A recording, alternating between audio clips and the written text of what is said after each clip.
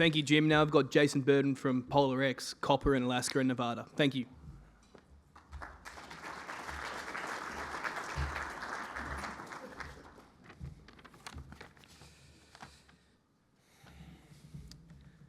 Some interesting thoughts to follow. Finally get to present at the Sydney Mining Club and there's all that controversy ahead of you. So I'm going to tone it down a little bit actually. I can see the industry is under attack in parts, but we're really not in PolarX. We're based in both Alaska and Nevada, two tier 1 mining and exploration jurisdictions. Regarding like native title sort of thing, I think maybe they should take a closer look at the way the Alaskans have the native corporations set up there. It's a very successful model. Most of your mining contractors are actually owned by the native corporations, to be honest, and they're run by Alaskans, native Alaskans that have gone through Harvard and Yale and so forth, and they're incredibly successful. But thinking about today's theme, the industry under attack, well, PolarX is, like many other junior explorers, is kind of under attack on the market pressure side. Why is that? Well, I'm talking to an audience that pretty much knows the answers. Had many interest rate rises and the impact that that has had on disposable incomes. And when you look at the driver of secondary market stock prices and hence your market valuations, the risk appetite is just not there. Too many people don't have the readies to put into the market. They've also got getting 5.35% returns on term deposits at Macquarie Bank. So why would you put your money into high risk assets at the moment? But government, let's not waste the opportunity to put one boot into the government at least. There's also government overspending, which Tanya Pulbersek's probably part of, that has impeded the RBA from lowering interest rates in comparison to our OECD peers. So we would like to see the interest rates come down like everyone would, because directly we think it's going to affect the sentiment for risk in the junior sector.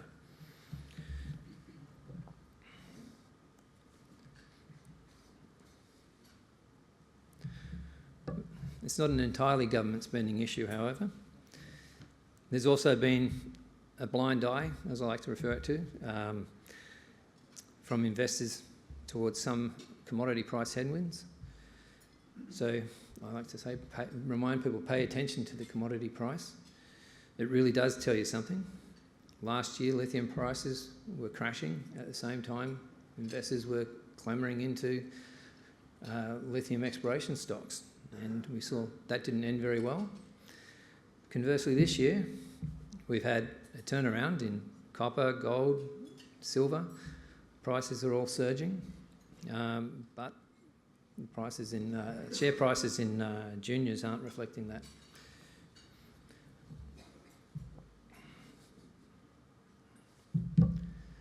Okay, so what do you do as a junior when you've got tier 1 jurisdiction, you're in the rising commodity prices, everyone would think you're really hitting it at the right time, but you've got subdued retail investment response. Well, if your major shareholder is Australia's largest gold miner, and in many ways Australia's most successful gold miner, Northern Star, just take the opportunity also to look at who else is on our register. As a small cap, we've got Ruffer, US Global and Lundin Mining all on there. It's an impressive registry for such a small company. We've got an outstanding scoping study that we released in January this year, and I'll show you some more detail about that later. But when you've got all this, you don't give up, you press ahead. In March this year, Northern Star fully underwrote a $4.9 million cap raise and didn't charge a fee, anything like that, and that was a very tough market to do anything in. So it's just an indication of the kind of support that they've been giving us. And once again, they were the cornerstone investor of a cap raise that we did end of July, start of August.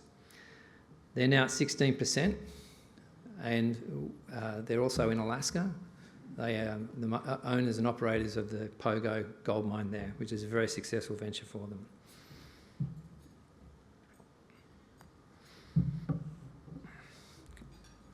So, as I said, you press ahead, because we know that the market lacks efficiency, but when you've got good assets and you've got the rising prices in your commodities, you know that eventually the market will reward you. So one day you can advance your assets down the production pipeline. Hopefully you don't get the ministerial or gubernatorial favouritism that Regis has got, and they can actually advance through the permitting pipeline. It's actually one of the strengths that PolarX has with Northern Star on our registry and operating in Alaska. They will be very helpful in us navigating through the approvals process.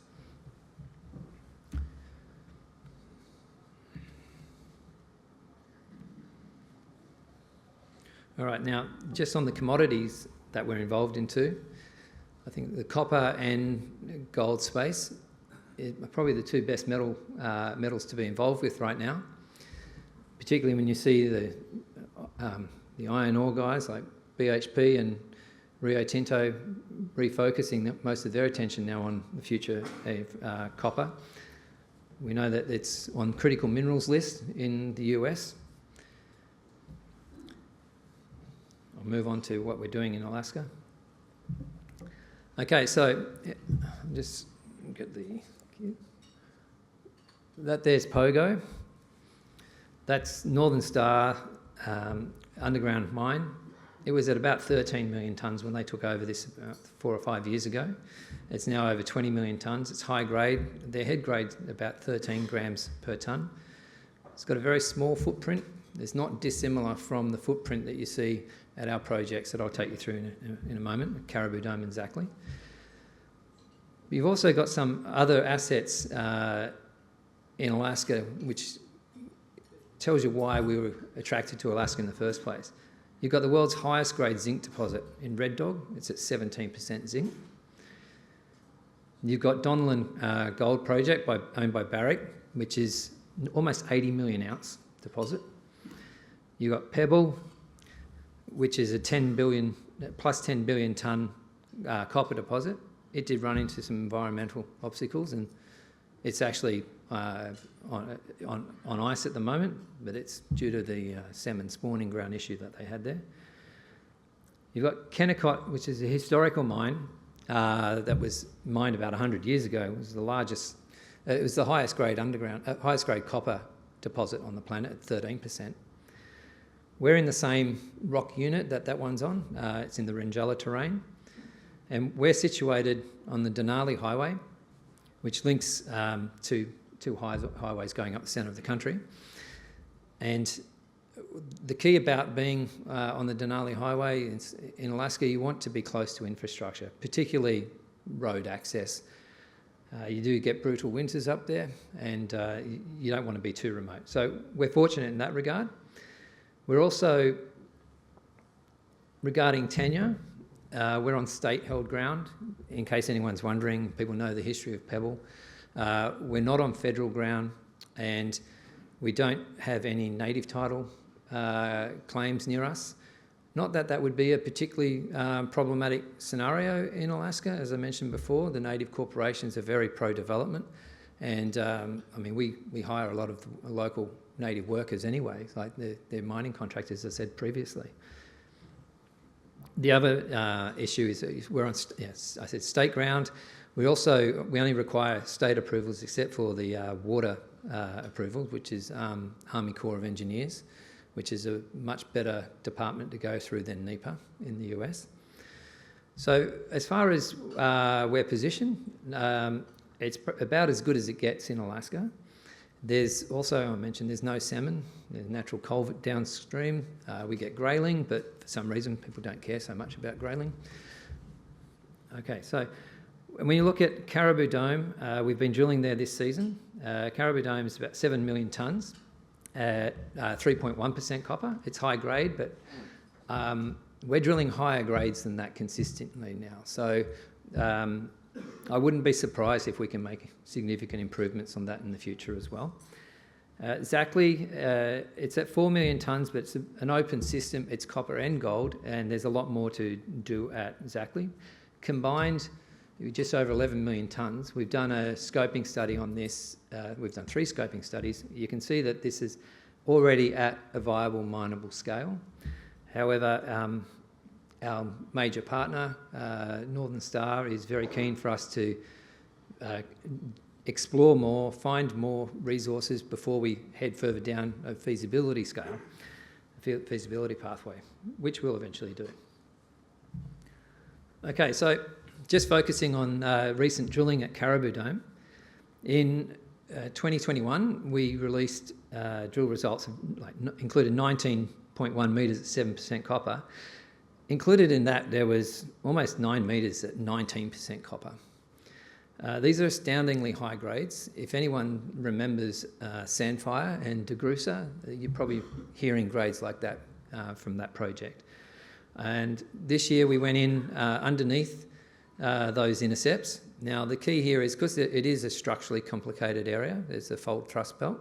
For those people who don't know, I'm a PhD in structural geology, so this is actually perfect ground for me to apply my skills. Our core that we drill is oriented. It means that we can get quantitative measurements on the structures and we can piece this together.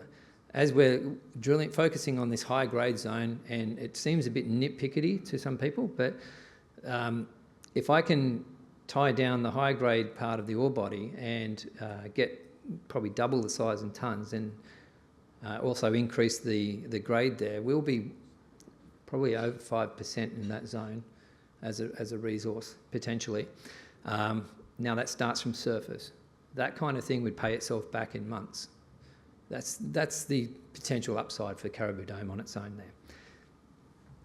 We're open at depth. We've got 2 more holes where assays are pending. So that should be released to the market in the coming weeks, probably about 3 weeks' time from now. Okay, for people that are curious, that's what high-grade copper core looks like at Caribou Dome. When you lift that stuff up, it's heavy. It's assayed at 13%. You've got 21 grams of silver in there too. Silver is a nice little credit to have. Those core trays, when you look through that, you can see quite a bit of that yellowy green tinge. That's all like 13, 15% copper sort of intervals that we're hitting there. Now, the specific gravity for that is significantly higher than what's in the resource. So the greater your density, the greater your mass, the better it is for you when you're mining, that's for sure. Okay, so when we look at our scoping study that we released in January, look, the market's moved on prices, but we used what we think were quite credible prices and realistic prices at the time. I won't comment about how our peers take that, but at $8,500 copper, $1,900 an ounce for gold and $25 for silver, you're looking at a fairly low initial capex when you compare to potential copper mine peers. We're at $226 million capex. It's only a small plant that you'd be doing. You're doing about 750,000 tonnes per annum. So that's why the capex isn't so high, and it's also a function of what the benefit of having high grade. The payback on this model here is about 1.6 years, and you're looking at a 9.5-year mine life. You'd start at Caribou Dome, and then you move over to Zackley after about 6 years.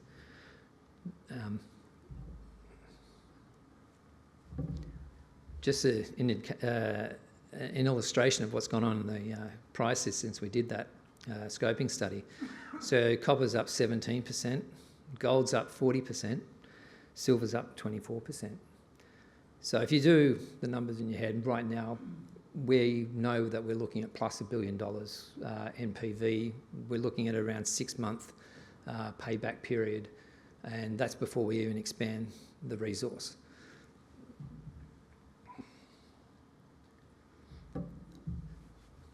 So what we're focusing on now is improving the resource, but also the metallurgy.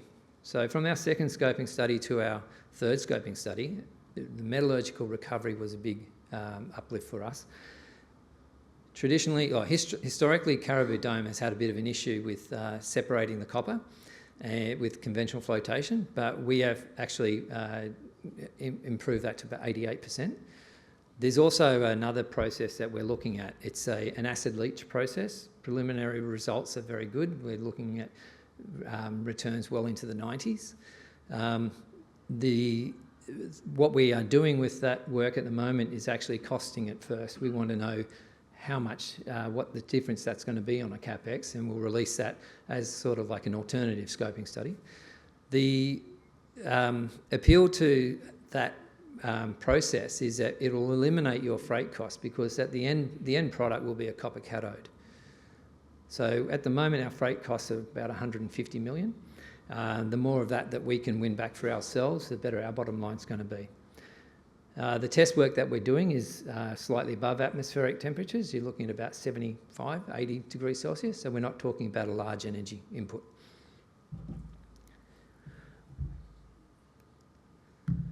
Okay, now Zackley. We haven't been back at Zackley for a little while, but we drilled there for a few seasons from 2017 to end of 2019. Zackley's got a lot of upside. We've got open along strike, we've got it open at depth. I've got in here a couple of things like just the kind of grades that you find at Zackley. So they're outside, sitting out the side of the resource, 9.3 metres at 2.3 grams gold, 3.3% copper. It won't take much drilling to bring that sort of stuff back into the resource, but that's about 400 or 500 metres sitting outside the resource, and continuing along strike for a couple of kilometres, we do get high-grade hits like this. There is some structure involved, which is why we need to drill this with oriented core. It's also open at depth, so currently the vertical limit is about 200 metres of what we know, and it's open beyond that. Zackley began life in a similar fashion as Caribou Dome. They were both started out as VMS deposits, but Zackley's also had a porphyry overprint. So you've got this remobilisation of the copper, but you've also got some, it looks like there's bimodal gold. So another gold event has come in, and when you get away from the main skarn zone, you get some interesting intercepts. We've had like 50 metres at 3 grams gold, 0.6 copper, and so forth. So it's a big system, and it's neighbouring some pretty interesting projects like Mars, which is a porphyry that we discovered recently. So the Mars porphyry, a lot of people have said to us, would Northern Star be interested in copper? They're just a gold producer. And it's like, well, they're not against copper. They're not solely focused on the idea that this has to be discrete underground mines, although they will do those. But they have said to us, Mars needs to be investigated further. So when we drilled a hole into Mars in 2019, we ended it in mineralisation. So we had porphyry textures the whole way through, porphyry veins. And for those people that understand porphyries, when you hit the gypsum, you've changed from a calcic to a sodic system. It's where the copper drops in. The problem was we had a blizzard end our season early, one of the perils of actually doing your work in helicopter work in particular in Alaska, and that ended that program. So we're just entering the top of a porphyry system. We need about 10 to 12 holes to go into that. And so we're also talking about how can we build that into some sort of program with the assistance of Northern Star. Now, taking away from Alaska into Nevada. Nevada's a very exciting place for us to be too. So we're nestled just 2.5 hours east of Reno, and for those that don't know Nevada, there's over 3 million ounces a year produced from Nevada. It's mostly bulk tonnage mining, very big scale, like Gold Strike, which is near Elko. Oops, sorry, how do I go back? Here we go. So that there is the Carlin Trend. People may have heard of the Carlin Trend before. There's repetitions of it. So you've got the Cortez, which goes into Battle Mountain, and then you've got the Humboldt. The Humboldt is where we're situated, and it's the next carbon trend. It's developing. So where we're situated, we've got the Rochester Silver and Gold Mine to the south. It's a large open pit heap leach deposit. Our Black Canyon claims are right next door to the Florida Canyon mine, which has recently changed hands from Argonaut, and now it's with Integra Resources. And the one that I want to draw your attention to is Spring Valley, which is on a company called Solidus Resources, which is actually currently going into an IPO. So Solidus was owned by Barrick. Sorry, Spring Valley was owned by Barrick. It got bought out by Waterton, which is a private equity group out of Toronto. They drilled it out for about 7 or 8 years. They're still a major shareholder, and they're listing it with the purpose of commencing their mining pre-strip next year. So 2 years of pre-strip. They're looking at doing 38 million tonnes moving of dirt per annum. And excitingly for us, it's going to be heap leach. Now, the reason why that's exciting is that we are in the same rock unit, the Rochester Rhyolite, as the Rochester mine, and one of the our ore will go into sulfides. Theirs starts in sulfides, so they're heap leaching sulfides, not oxides. That means you don't need to permit a roaster. Now that's a big deal in Nevada. There are 3, maybe 4 roasters in Nevada, and it doesn't look like you're going to get another one permitted. But doing heap leach on the Rochester Rhyolite unit is music to our ears, because we're not going to get stopped at the gate if we find something and someone wants to play hardball with us. We have the option of heap leaching ourselves, or we also have the option of doing transactions, if we find something, with our neighbours. Okay, so if you look at the Black Canyon claims, sitting next door to Florida Canyon mine, this area has been toiled over historically by some artisanal miners. They were picking the eyes out of some juicy veins there. Those grades are real. The Indian Ike mine, that grab sample graded at 3,384 grams a tonne. Now, the lowest vein, it's also repeated those sort of grades there, 500s, 300s, 200s. You guys can see those grades. I'll just show you this project, the Golden Staircase. It's a little bit hilly in parts of our project. I'm not going to deny that, okay? So that's our former exploration manager. That wasn't his last day on Earth, but he was a mountaineer, actually, surprisingly. He just got a saw and he cut a channel line through that Rochester Rhyolite, and not caring where any of the bonanza veins were and so forth. He actually tried to miss most of those. And it assayed 69 metres at 1.1. Now, if you have a look at Integra Resources, they're heap leaching a resource at average grade of 0.42 grams per tonne. Their cut-off grade is 0.1. It's a different mindset to what we're used to here when we look at what the guys like Regis and Mining and Northern Star and what we're seeing with Spartan and so forth. Over there, they've got very fine grain, they've got very low grade, but they make it work because they're mining at such big quantities.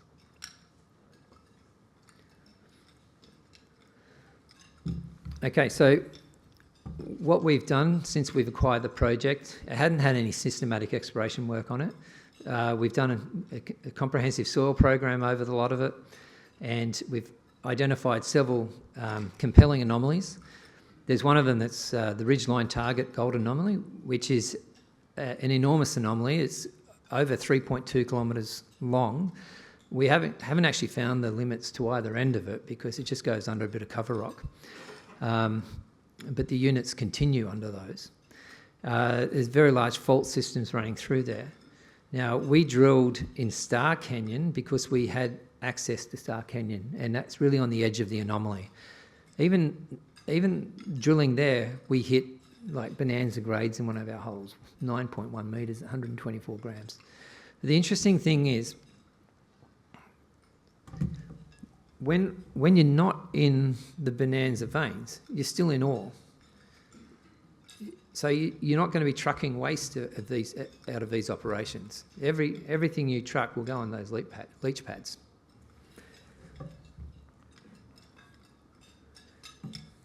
Now, with the usually coming from geologists, it's exploration geologists for many years. Usually, when you use IP, it's useless. However, there's one setting that I've come across where it actually looks like it works, and that's in Carlin-type deposits, where it's very, very fine grain arsenopyrites. It's the ideal setting for IP. So we've got highly silicious altered rocks. We've got very fine grained sulfides running through it. So you get the coincidence of both a highly resistive anomaly and a highly chargeable anomaly.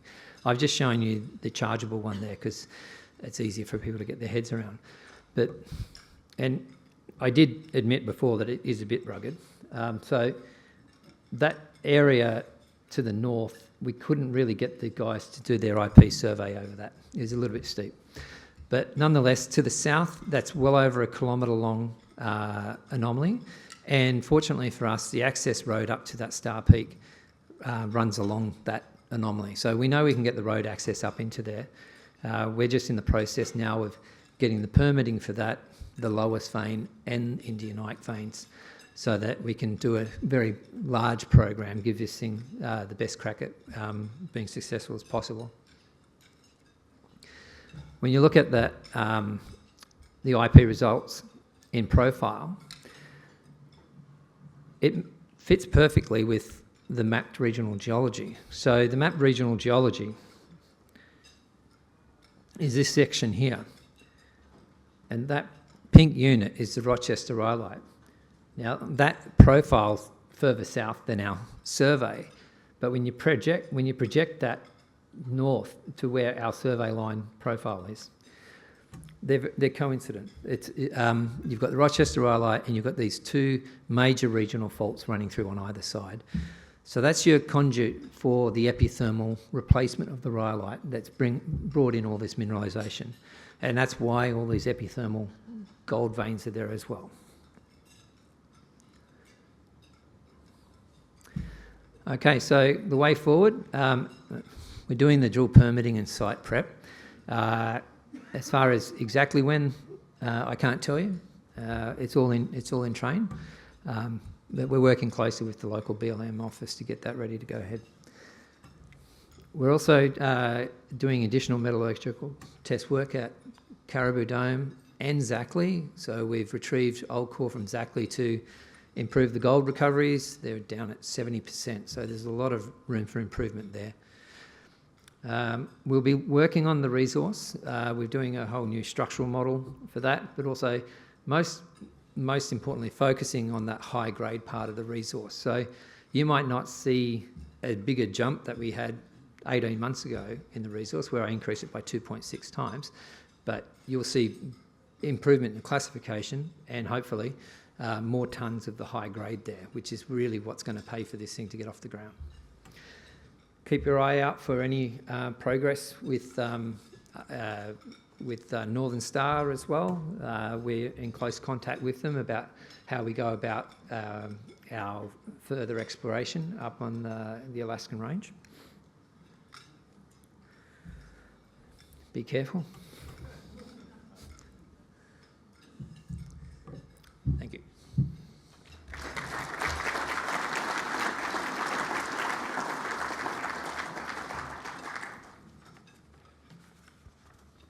I think we've got time for 2 questions. No takers? Oh, no, you don't get off that lightly, Jason. Tell us about Alaska. I mean, bears, the permafrost, the rugged country. Paint us a picture. There's bears, yeah. There's wolves. I stress there's no salmon on our ground. Look, it's the most beautiful part of the world I've ever worked in. I've worked in some terrible parts of the world. I've had dysentery in many parts of the world. I've had malaria in some parts of the world, but no, Alaska's amazing, yeah. It's also, it's not just the geology there. The people there are very much mining focused, so and very committed, and they're also hardy people, right? They endure pretty difficult conditions all the time. So yeah, it's a great place to work. But you do have to arm yourself when you're out in the field. I understand. Is Northern Star as interested in Nevada as it is in Alaska? Because it strikes me that Nevada looks a bit more interesting for them. Yeah, it's a good question. The short answer is they're interested in everything. So it was 2 years ago now that Stuart Tonkin came up to me at Mines and Money in London when we were doing a rights issue and just straight up said, look, I'm a shareholder. We want to come in. We want to take the shortfall. And I said, okay. He said there's a couple of conditions. One, if we find something, we want it entirely. And if that's a problem for your shareholders, you let us know now. And I said, I don't think that'll be a problem. So they came in at 10% holding. He said, look, we like what you're doing in Alaska, but we're also looking from a strategic point for ourselves at Nevada. And he said, we've turned Pogo around, so we're committed to Alaska long term. What you've got there is ideal for us because they're underground, like Caribou Dome and Zackley underground. And to be honest, you want to start there with underground permitting. If you find a porphyry at Mars, well, look, you've already got a couple of mines in there, right? And see how you go there. Although the amount, how deep Mars is, it'd probably be underground anyway. But yeah, they do like Nevada.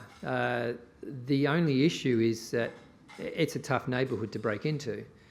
Now, you can't really walk into Elko and just grab the best project off the shelf. There's a lot of competition there. So they did their homework and said, look, we think the Humboldt is the next Carlin trend.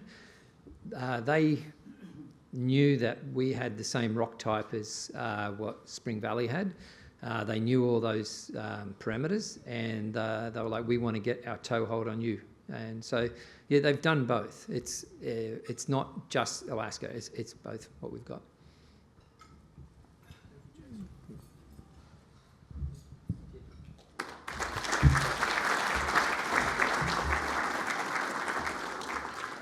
All right, well, thank you very much for coming today. It's been a great event and fully packed out. Next month, we have another lunch. It's not going to be a leading edge. It'll be another lunch right here. We've got Nickel Industries. And then in December, we've got Linus. So a pretty good lineup the last few months, and we're proud of that. And please make sure on our website you sign up and put your email in, sydneyminingclub.com.au. We're a not-for-profit. We don't get paid for this. Julian sends his apologies. He's in India on a meditation retreat. I think I might have to go on one soon too. But yeah, really appreciate your time today. We've got another half an hour here, so have another drink and enjoy yourself. Thank you very much.